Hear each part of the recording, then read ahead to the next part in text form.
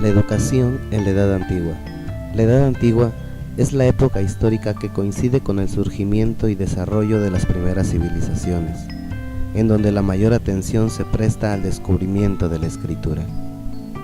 De igual manera, se da inicio a la vida urbana, ciudades muy superiores en tamaño y diferentes a las aldeas, la aparición del poder político, palacios, reyes, y las religiones organizadas, como templos y sacerdotes. En las ciudades y aldeas habían maestros que enseñaban las primeras letras en escuelas mixtas, de niños y niñas. Entre el pueblo habían iletrados, pero también habían quienes sabían leer y escribir. Sin embargo, solo los varones de familias acomodadas seguían estudiando después de los 12 años. Un gramático o profesor de literatura iba a su casa para que estudiaran los autores clásicos y la mitología. Los jóvenes ricos estudiaban para cultivar su espíritu, no para ganarse el pan o para integrarse a la vida pública. Las materias que aprendían estos jóvenes tenían un valor de prestigio porque embellecían su alma, como la retórica, que era el arte de hablar elocuentemente en público. Todos los muchachos aprendían modelos de discursos judiciales o políticos. A los 14 años, el joven comenzaba a usar indumentaria de adulto y un par de años después podía optar por una carrera pública o entrar al ejército. Hubo jóvenes nobles que a los 17 años eran oficiales, sacerdotes del Estado u oradores en el foro. El aprendizaje sobre asuntos cívicos y profesionales se aprendían en la escuela. Asimismo, ahí se enseñaba la lengua y literatura griega. Esto les daba prestigio ante la sociedad y les elevaba su intelecto, formando así lo que comúnmente llamamos las clases sociales. La Edad Media, Renacimiento hasta el siglo XVII. Las distinciones sociales estaban relacionadas por las funciones y no por las riquezas.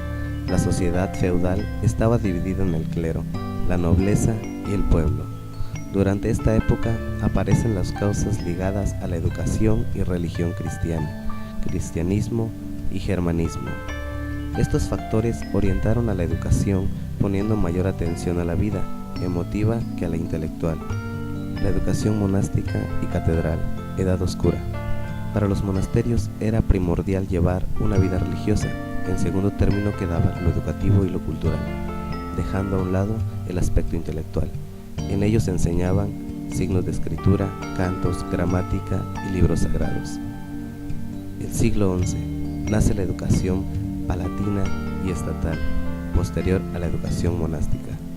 Los siglos VII y XI aparecen los monarcas Carlomagno y Alfredo el Grande, quienes enfocaron su atención a la educación dirigida al pueblo y a la nobleza.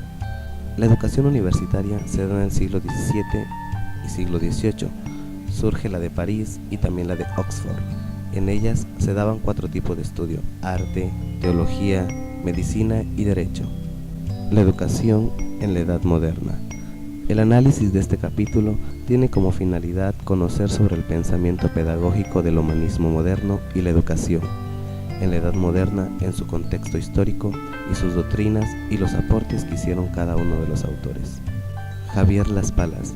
El sentido de la expresión Edad Moderna guarda relación con la idea de los humanistas, quienes se consideraban portadores y difusores de una nueva mentalidad, lo moderno, lo que está de moda, lo actual, opuesta y enfrentada con la mentalidad medieval.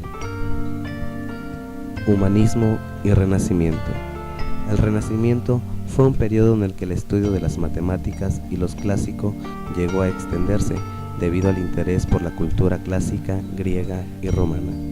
El Renacimiento está muy bien ejemplificado en las escuelas establecidas en Mantua, donde se introdujeron temas como la ciencia, la historia, la geografía, la música y la formación física. La Edad Moderna puede considerarse como un periodo de transición en el que se acentúan y fortalecen tendencias presentes ya en los últimos siglos de la Edad Media. La culminación de dicho proceso tendrá lugar a finales del siglo XVIII y significará la ruptura definitiva con el orden hasta entonces imperante en Occidente, que había sido heredado de la Edad Media. De esta época datan las primeras universidades americanas fundadas en Santo Domingo, 1538, en México y Lima, 1551. En la Edad Moderna, estrechamente se encuentra la burguesía, un grupo social en ascenso, llamada a desempeñar un papel de singular importancia en la historia de Occidente. Este último supone debilitar uno de los principios básicos de la orden política, en el cual el estatus social ya no se hereda ni se conserva de modo automático, sino que es necesario adquirirlo y en su caso mantenerlo. La educación se convierte por eso cada vez más en una vía e instrumento de ascenso social. Otro fenómeno característico de la Edad Moderna es la fragmentación y la pérdida de la identidad colectiva de las diversas órdenes o estamentos en los que se dividía la sociedad medieval. La influencia del protestantismo. Las iglesias protestantes surgidas de las reformas promovidas por Martín Lutero en el inicio del siglo XVI establecieron escuelas en las que enseñaban a leer, escribir, nociones básicas de aritmética, el catecismo en un grado elemental y cultura clásica, hebreo, matemáticas y ciencia, en lo que podríamos denominar enseñanza secundaria. La influencia de la Iglesia Católica. Los católicos siguieron las ideas educativas del Renacimiento en escuelas que ya dirigían o que promocionaron como respuesta a la creciente influencia del protestantismo dentro del espíritu de la Contrarreforma.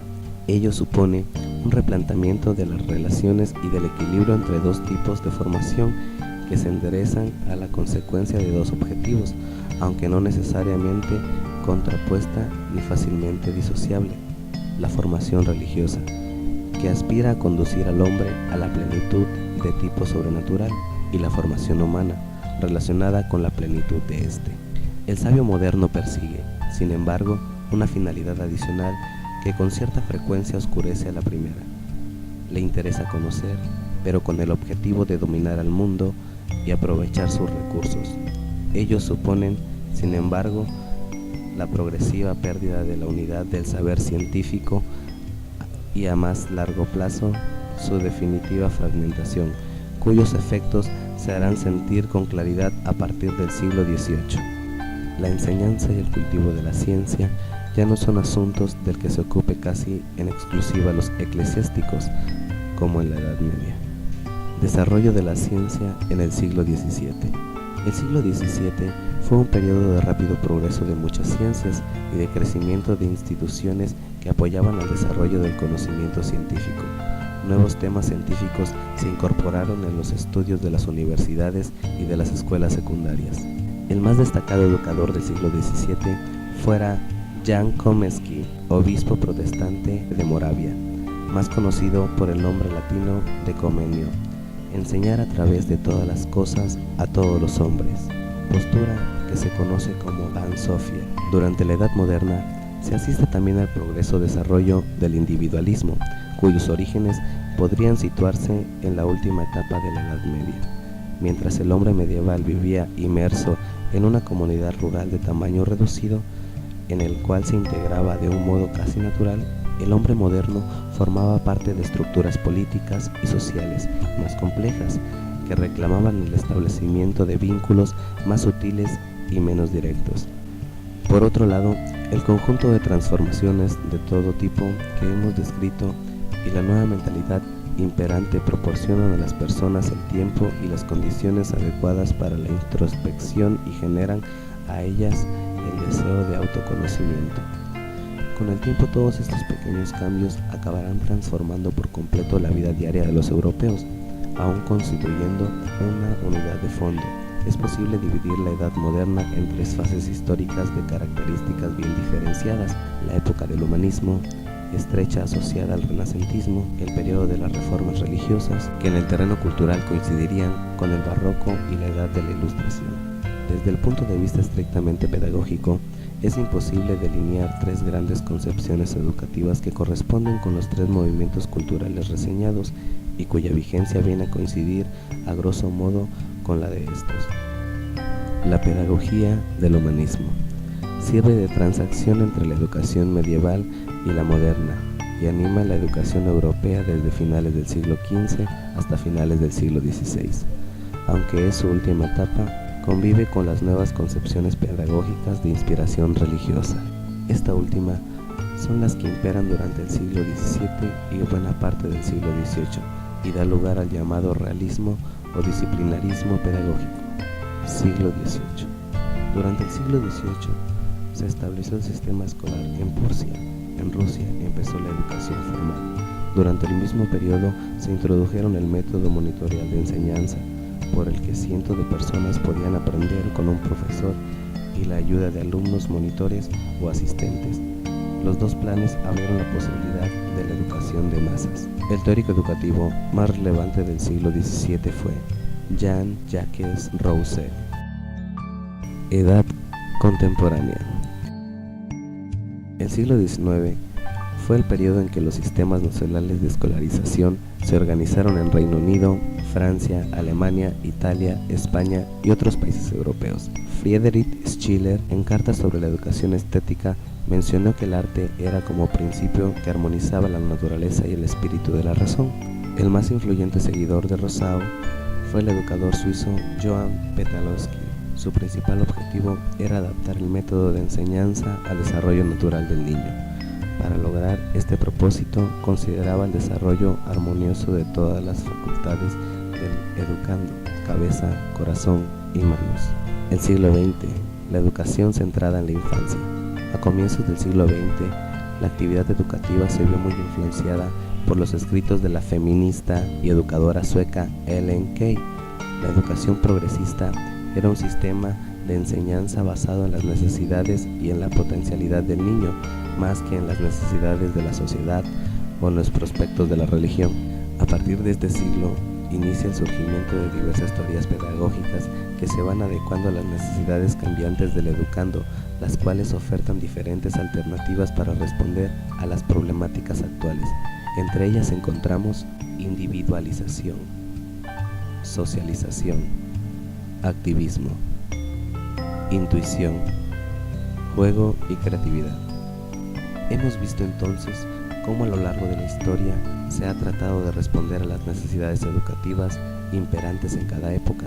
En la actualidad, de igual forma, las diversas especialidades buscan colaborar en la mejora de la educación, cada uno con sus diversas importaciones con las cuales se busca la creación de un modelo educativo integral.